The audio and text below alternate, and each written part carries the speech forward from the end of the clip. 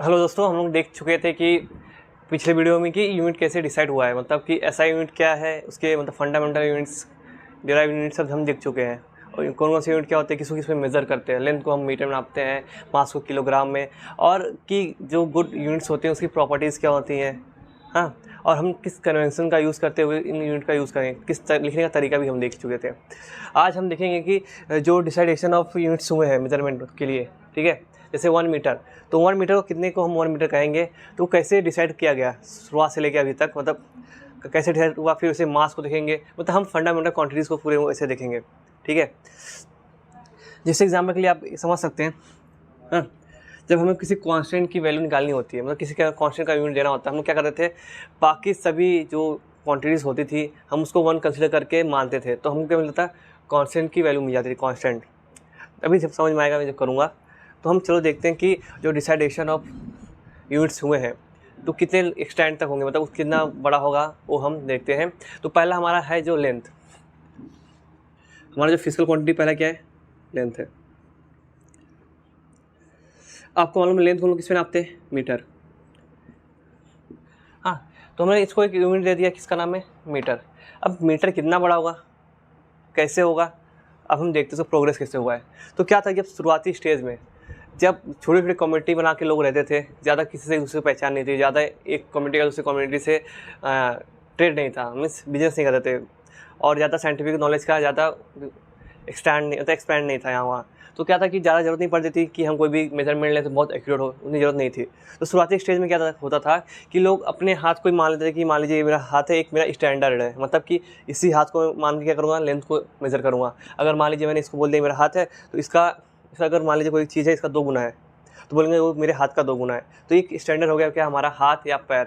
But क्या हुआ, जैसे जैसे हम आगे बढ़ते गए, हमने देखा कि सबका हाथ सेम साइज़ का तो होता नहीं है, ठीक है, और सबका, और इसको हम लोग ईजिली रिप्रोड्यूस भी नहीं कर सकते। जो हमारे गुड यूनिट्स के क्या है, करैक्टरिस्टिक है, वो फॉलो होने चाहिए, बट ये से फॉलो हो नहीं रहा है। ये देखिए आप, अगर हम हाथ को किसी के हाथ क्या मान लें, मतलब सब लोग अपने हाथ को क्या मान लें, 1 मीटर मान लेते हैं, इतना बड़ा जो भी है, तो देखेंगे सबका जो लेंथ है अलग अलग होगा, ठीक है, लेंथ अलग होगा, मतलब ये वेरी कर रहा है पर्सन टू पर्सन। और इससे क्या होगा कि हमें बहुत सारे कन्फ्यूज़न हो सकते हैं। लेकिन जो शुरुआती जब स्टेज की बात करते हैं तो वहाँ पे ज़्यादा कुछ ज़रूरत नहीं थी उस सब चीज़ की, तो वो लोग इस चीज़ से काम चला ले रहे थे। अभी भी देखेंगे दुकान पे आपको 1 मीटर के लिए तुरंत अपना हाथ नाप देंगे, छोटे रहेंगे तो भी इतने ही नापेंगे, बड़े रहेंगे तो भी उतने ही नापेंगे, मतलब रफली देखते हैं, क्योंकि वहाँ ज़्यादा हमको एक्यूरेट या प्रिसीजन नहीं चाहिए रहता है, ठीक है। तो पहले क्या था, तो पहले मानते थे क्या, लेंथ ऑफ हैंड ले लेते हैं या लेग, पैर ले लेते हैं, ठीक है। अब जैसे जैसे हमारा साइंस प्रोग्रेस किया, मतलब हमारे सिविलाइजेशन प्रोग्रेस की, तो उसको महसूस हुआ कि कुछ एक्यूरेट चीज़ें हमको मेजर करनी चाहिए, कुछ एक ऐसा स्टैंडर्ड फिक्स करना चाहिए जो वेरी ना करता हो, ठीक है। वेरी नहीं करेगा तो हम उसको वापस, जैसे मान लीजिए कोई हमने लेंथ को, हमारे पास लेंथ को वापस से मतलब वही बढ़ाना है 1 मीटर को, अगर हम लोग किसी एक स्टैंडर्ड को फिक्स करके मान के रखे हैं कि इसको हम 1 मीटर बोलेंगे, तो हम उसको वापस से रिप्रोड्यूस कर पाएंगे, और वो वेरी भी नहीं करना चाहिए। ऐसा नहीं कि कभी वो कम हो जाए कभी ज़्यादा, तो इससे क्या होगा, हमारे गुड यूनिट के कैरेक्टरिस्टिक फॉलो नहीं होंगे। तो जब पहले तो हुआ था length of the head and leg, तो ये ज़्यादा उतना एक्यूरेट नहीं था। इसके बाद क्या हुआ कि लोगों ने क्या किया कि जैसे हमारे पास अर्थ है, अर्थ का ये नॉर्थ पोल हो गया, ये साउथ पोल हो गया, बीच में एक लाइन जाती है जो इसको 2 पार्ट में डिवाइड करती है, इसको हम बोलते हैं इक्वेटर। तो उन्होंने अर्थ को एक रेफरेंस लिया, क्योंकि देखो सबसे बेस्ट रेफरेंस हमारा क्या है, अर्थ है, ठीक है। तो उन्होंने एक अर्थ को रेफरेंस लिया, उन्होंने बोला कि अगर मैं नॉर्थ से इक्वेटर तक के डिस्टेंस को लूँ, ठीक है, ये डिस्टेंस जो भी है, अगर मैं इसको 10 मिलियन मीन्स 1 करोड़ बार इसको डिवाइड कर दूँ, तो जो लेंथ मुझे मिलेगा उसी को हम क्या कहेंगे, 1 मीटर कंसिडर करके चलेंगे, ठीक है। तो क्या, डिवाइड डिस्टेंस, ये बिटवीन का साइन है, नॉर्थ पोल टू इक्वेटर, कितना, 10th मिलियन पार्ट। तो जो ईच पार्ट होगा हमारा क्या होगा, 1 मीटर। फिर देखिए इसको में भी गड़बड़ी हुई कि हमारा जो अर्थ है वो परफेक्टली स्फेरिकल शेप नहीं है। ये क्या है, एक जियोइड, ज्योग्राफिकल टर्म होता है इसको बोलते हैं जियोइड शेप या इस ऑब्लेट स्फेरॉइड, मीन्स अंडाकार का है लेकिन स्फेयर के फॉर्म में है। तो इस टाइप का शेप है। यहाँ के जो डिस्टेंस है सब जगह बराबर नहीं है, मतलब ऊपर खाबर होने की वजह से सही से है नहीं, तो इसको हम अपना स्टेटस नहीं ले सकते क्योंकि ये भी वेरी कर सकता है। ठीक है, तो जब और हम आगे फर्दर मूव करते हैं तो क्या हुआ कि जो CGPM थे, मतलब general conference of weight and measure, उन्होंने क्या किया कि एक इरिडियम प्लेटिनम एलॉय लिया। एलॉय मतलब हो सकता है कोई मेटल सीट हो या एलॉय हो लंबा सा। ये क्यों लिया, क्योंकि जो ये इरिडियम और प्लेटिनम एलॉय है ना, ये इस पर जल्दी जंग नहीं लगता है, तो इसको हम लॉन्ग टाइम तक इसको प्रिजर्व करके रख सकते हैं ताकि हम जो हमारा स्टैंडर्ड है उसको फिक्स करके रखा जाए। ठीक है, तो इरिडियम और प्लेटिनम था, इसमें क्या किया उन्होंने, मान लीजिए हमारे पास इरिडियम प्लेटिनम का कुछ रॉड या कुछ भी मान लेते हैं, एक सीट है, इन्होंने क्या किया, 2 लाइन खींच दिया, 2 ग्रेव खींच दिए और बोल दिए कि अगर इस दोनों के बीच के जो डिस्टेंस को हम क्या बोलेंगे 1 मीटर, इसके बीच के डिस्टेंस को क्या कहेंगे 1 मीटर, और ये पूरे वर्ल्ड में ही माना जाएगा। बट क्या है, आपको पता है कि अर्थ पे सब जगह सेम टेम्परेचर होता नहीं है, कहीं ठंडी है कहीं गर्मी है। तो आप अगर आगे पढ़ेंगे फर्दर तो आपको मालूम पड़ेगा कि जो मेटल्स होते हैं वो उसमें एक्सपांसन होता है, थर्मल एक्सपांसन। ठीक है, ज़्यादा गर्मी होती है तो मेटल्स फैल जाते हैं, कम होती है तो सिकुड़ जाते हैं। तो इसी की वजह से देखेंगे आप ट्रेन की पटरी के बीच में जब पटरी को मतलब जो जोड़ते हैं तो उसके बीच में क्या होता है, थोड़ा सा गैप होता है। गैप इसीलिए होता है, अगर गैप नहीं होगा ना तो पटरियाँ एक दूसरे पर प्रेशर डाल के एक दूसरे को तो मतलब टेढ़ा उड़ा कर देंगी, तो फिर ट्रेन से एक्सीडेंट होने का चांस बढ़ जाएगा। इसलिए इसको हम भी नहीं कंसिडर कर सकते हैं, मतलब ये हमारा प्रिसाइज नहीं है ना, मतलब एक्यूरेट होना चाहिए। जो हम चीज़ लें वो कभी भी हम उसको स्टैंडर्ड मान सकें, सब जगह सेम भी होना चाहिए। तो ये भी वो लॉस मतलब उस चीज़ को फॉलो नहीं कर रहा है, गुड कैरेक्टरिस्टिक को। फिर इसके बाद क्या हुआ, फिर हम लोग क्या किए, फिर हमने लिया क्रिप्टॉन। क्रिप्टॉन एक रेडियो एक्टिव एटम है जिसका 86 एटम, क्रिप्टॉन 86 है।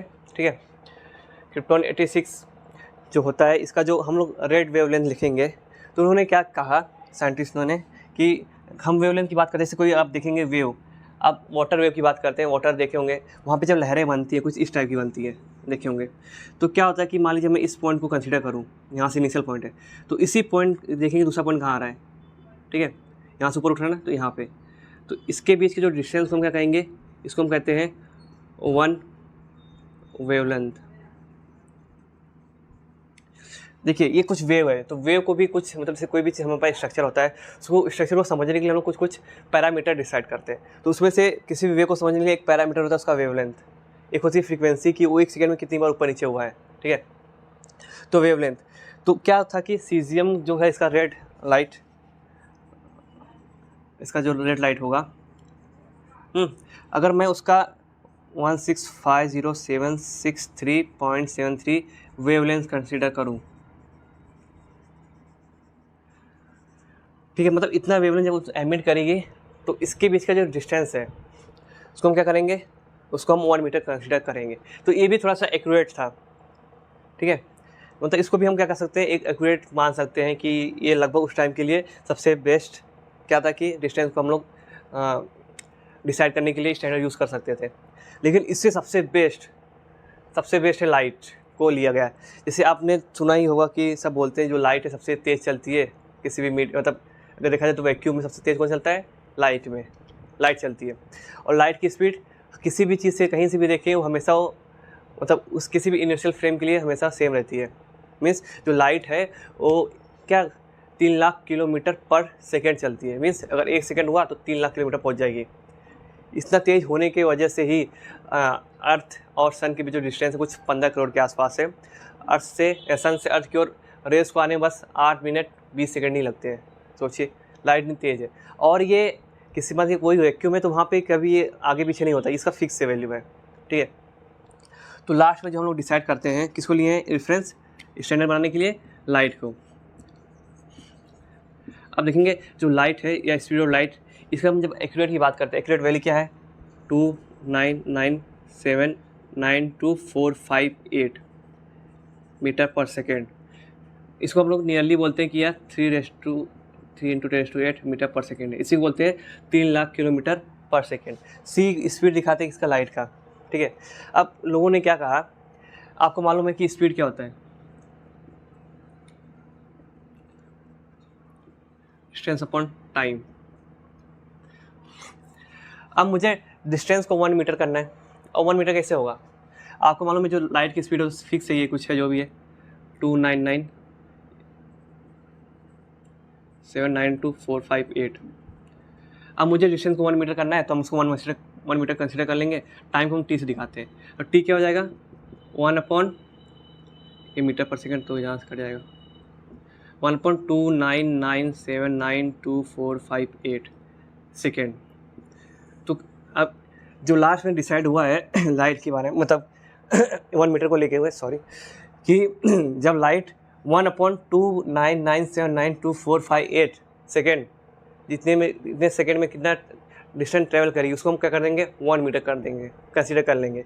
और ये बहुत ही एक्यूरेट प्रिसीजन वाला जो हम लोग कंसिडरेशन किए हैं लाइट को लेके, क्योंकि लाइट एक बहुत मतलब उसका लाइट का स्पीड चेंज नहीं होता है। अगर हम किसी वैक्यूम में बात करें, मतलब किसी एक मीडियम में बात करें, अगर वैक्यूम में बात करें तो उसकी स्पीड इतनी होती है, हाँ। तो अगर उतनी स्पीड से अगर 1.299,792,458 सेकेंड के लिए ट्रैवल करेगा, तो वो सीधी बात 1 मीटर जाएगा, क्योंकि उस हिसाब से हम किए हैं, ठीक है। तो उसी को हम लोग क्या कहेंगे 1 मीटर कहेंगे। तो इस प्रकार क्या हुआ, डिसीजन हुआ। और ये जो 1 मीटर आता है वो लगभग हमारे ह्यूमन स्केल के लिए सही होता है, और ये वेरिएबल भी नहीं है, सब जगह सेम होता है। इसको हम रिप्रोड्यूस भी कर सकते हैं एकदम एक्यूरेटली, क्योंकि लाइट का स्पीड का यूज़ करते हुए, ठीक है। तो इसीलिए क्या हुआ, हम लोग लाइट को बहुत अच्छे से समझने मतलब समझते भी हैं, और इसका प्रिसीजन का यूज़ करते हुए हम लोग डिसाइड किए 1 मीटर क्या होगा। तो हम लोग तो लेंथ देख लिए, अब लेंथ के पास चलते हैं मास के पास, ठीक है। इसका नोट्स आपको मिल जाएगा, बस समझिए आप।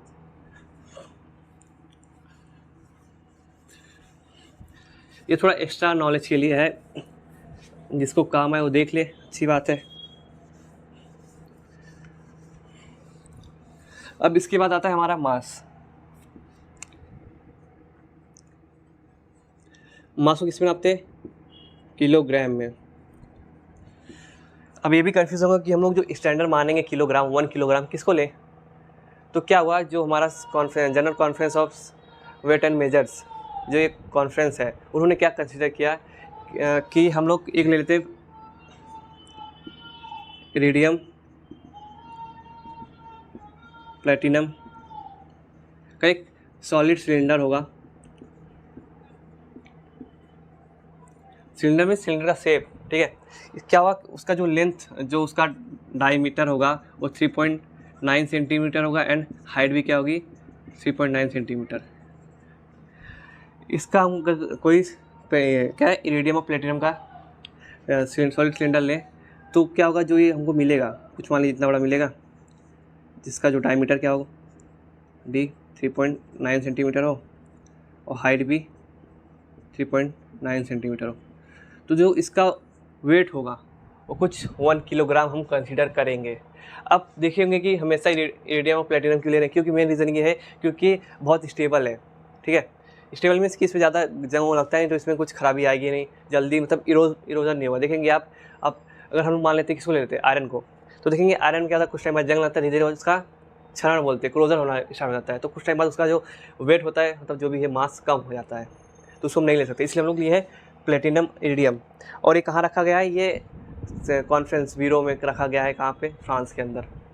तो इसी को हम मान लिए हैं। अब इसी से क्या हुआ, इसका वेट करते करते बैलेंस करके दूसरा हम लोग जो हम लोग यूज़ करते हैं क्या नाम है, इसको हम हिंदी में बटकरा बोलते हैं, या जो वेट रहते हैं किलोस के, इसका हम लोग बैलेंस करके निकाल लिए से कॉपीज़।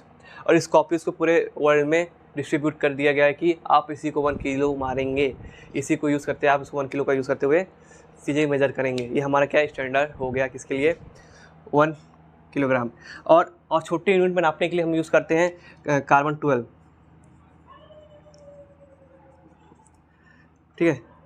तो कार्बन 12 को हम ले लेते हैं क्या, एक स्टैंडर्ड, क्योंकि देखो कार्बन 12 में से इसका ये भी बहुत स्टेबल कंपाउंड है कार्बन का, ठीक है, स्टेबल बहुत कंपाउंड है। तो इसको हम लोग यूज़ करते हैं क्या करने के लिए, किसी भी चीज़ का वेट को दिखाने के लिए। स्टैंडर्ड यहाँ पे हो गया। तो 1 यूनिट जो इसमें होता है, कुछ होता है 1.6, उतना याद नहीं है, बाकी 10⁻27 किलोग्राम होता है।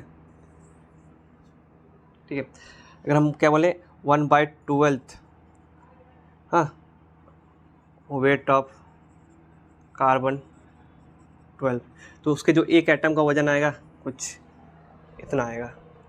तो छोटे यूनिट के लिए इसको यूज़ करते हैं, हाँ, एटॉमिक यूनिट के लिए, मास यूनिट के लिए। तो ये हो गया हमारा मास। अब मास के बाद आता है समय।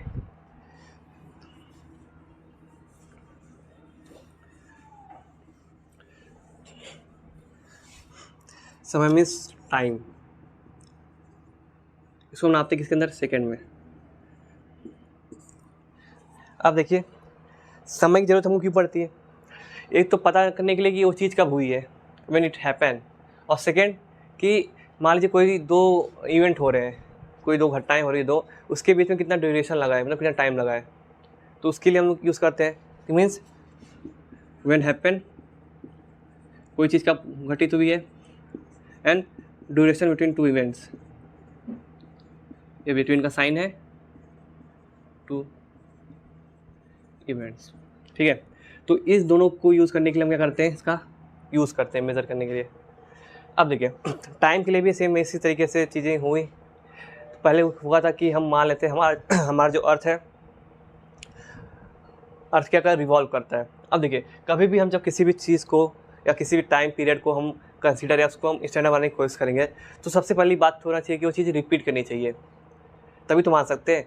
मान लेते हैं कि एक साइकिलिस्ट है, मतलब एक बंदा है जो क्या करता है, साइकिल चलाता है, और जो साइकिल चलाता है कुछ गोल हो सकता है, मतलब प्लेग्राउंड या कुछ भी स्क्वायर शेप होता है, तो कोई एक ऑब्जर्वर ऑब्जर्व कर रहा है, तो देख रहा है कि मान लीजिए कोई एक पॉइंट ए है इधर, वो जो साइकिलिस्ट है कुछ समय बाद हमेशा, मतलब 10 मिनट बाद हमेशा इधर दिख जा रहा है उसको, हर बार 10 मिनट बाद हमेशा इधर 10 मिनट बाद दिख रहा है। तो क्या कर सकता है, वो कंसिडर कर सकता है कि ये जो साइकिलिस्ट को यहाँ से यहाँ आने में जितना समय लग रहा है उसको मैं 10 मिनट मान लूँगा, क्योंकि वो हमेशा उसका समय उतना ही लग रहा है, और रिपीट होना चाहिए ना चीज़ें। अब मान लीजिए साइकिलिस्ट निकला, यहाँ 10 मिनट आया, तुरंत घर में चला गया, तो सोचो ना हम लोग स्टैंडर्ड मान सकते हैं। स्टैंडर्ड होने के लिए, स्टैंडर्ड मानने के लिए जो चीज़ें हैं उसमें रिपीटेशन होना चाहिए। क्या होना चाहिए, रिपीटेशन, तभी हम उसको एक टाइम पीरियड मान सकते हैं। ठीक है, तो शुरुआती स्टेज में क्या था कि आप जानते हैं कि अर्थ सन के अराउंड रिवॉल्व करता है, तो दिन और रात होती है। तो शुरुआत में जैसे मान लीजिए सुबह जब सूर्य की किरण निकलती है, उसको हमने मान लिया कुछ समय है, फिर दूसरी बार जब आती है सूर्य की किरण, मान लेते हैं कि जो हमारा पूरा समय उसको हम 1 डे कहेंगे। ठीक है, 1 डे में इतने आवर होंगे, सब उसने डिसाइड किया। बट क्या होता है कि आप जब देखेंगे मौसम जब चेंज होते हैं, इंडिया में देख लीजिए, समर में क्या होता है कि दिन बहुत बड़े हो जाते हैं, और विंटर में क्या होता है दिन बहुत छोटे जाते हैं।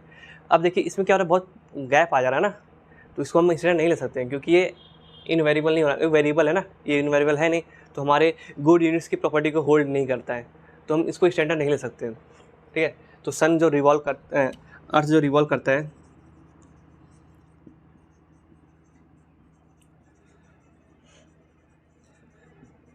तो इसको हम स्टैंडर्ड नहीं ले सकते, क्योंकि ये हर सब हम में फिक्स नहीं है, मौसम सब इसके चेंज होते रहते हैं, तो इसको हम नहीं ले सकते। फिर इसके बाद क्या किया गया कि हमने लिया एक एटम, जो रेडियो एक्टिव एटम्स बोलते हैं, सीजियम 133। तो रेडियो एक्टिव एलिमेंट है, मीन्स ये रेडिएशन एमिट करेगा, जैसे लाइट होता है। तो जब रेडिएशन एमिट होती है तो कुछ वेव की फॉर्म में होती है, जैसे भी मैंने बताया था, अभी वेव कुछ इस टाइप के फॉर्म में, लहर की फॉर्म में होती है। तो लहर की फॉर्म में होती है, तो मैंने बताया इसको हम एक वेवलेंथ कहेंगे, यहाँ से स्टार्ट हुआ है, फिर दूसरी बार यहाँ से स्टार्ट हुआ, तो इसको हम 1 वेवलेंथ कहेंगे। अब यही जो वेव है, इससे भी एक बार नीचे का एक बार ऊपर आया, तो इसको हम कहेंगे इसका एक फ्रीक्वेंसी 1 है इतने के लिए। ठीक है, एक बार मतलब रिवॉल्व कर चुका है। आप देखेंगे कि ये चीज़ें हमेशा बार बार वापस आ जा रही है उसी प्लेस पे। तो क्या हुआ कि ये इसमें रिवोल्यूशन कितना हुआ है, एक बार हुआ है, 1 बार। तो इन्होंने क्या किया कि सीजियम जो 133 एटम है, ये रेडियो एक्टिव एटम है, तो ये रेडिएशन एमिट करेगा। उन्होंने कहा कि मैंने रेडिएशन जो एमिट हो रहा है उसके जो ये चीज़ है वेवलेंथ वाली, अगर वो कितनी हो, उसकी फ्रीक्वेंसी कितनी होनी चाहिए, फ्रीक्वेंसी 91, 92, 63, 17, 70। अगर वो इतने बार रिवॉल्व कर ले रहा है, मतलब जैसे इसको हम क्या माने 10 मिनट में, लेकिन जो रेडिएशन होता है ना वो बहुत शॉर्ट पीरियड में मतलब रिवॉल्व कर जाता है, मतलब रिपीट करता है। तो मतलब वो 1 सेकेंड में, मतलब 1 सेकेंड किसको करेंगे कि वो चीज़ एक कितनी बार लगभग इसे गोल घूमे कितनी बार 91, 92, 3, 17, 70 मीन्स मोबाइल नंबर कितनी डिजिट होनी चाहिए। तो उसको हम क्या कहेंगे, उसको हम कहेंगे 1 सेकेंड। आप भी जानते हैं कितना एक्यूरेट है। अगर मान लीजिए हम लोग 2 सीजियम क्लॉक बनाते हैं, इसको हम एटॉमिक क्लॉक भी कहते हैं। अगर दोनों को हम लोग सिंक्रोनाइज करके, मतलब शुरुआती दोनों को स्टेज सेम स्टार्ट करके चालू करके स्टार्ट करें ना, तो वो क्या होगा कि कुछ 6 या 7 हज़ार साल बाद उसमें थोड़ा सा फ़र्क हो सकता है, मीन्स वेरी कर सकता है। तो एक अच्छा एक्यूरेट है कि 6-7 हज़ार साल बाद एक होगा। अभी क्या होगा कि ऐसे एटॉमिक क्लॉक बनाए गए हैं ना, जो मतलब हज़ारों सालों तक, हज़ारों नहीं करोड़ों सालों तक, करोड़ नहीं हो सकते, 10⁸ मीन्स लगभग लाखों सालों तक क्या होंगे कि उनका जो मैचिंग चलेंगे, मतलब उनका अगर इधर 1 सेकंड हो तो उधर भी 1 सेकंड होगा, मीन्स वेरी नहीं करेंगे। समझ रहे हैं आप। तो ये हो गया हमारा 1 सेकेंड का डिसाइडेशन हो गया। अब बचा क्या,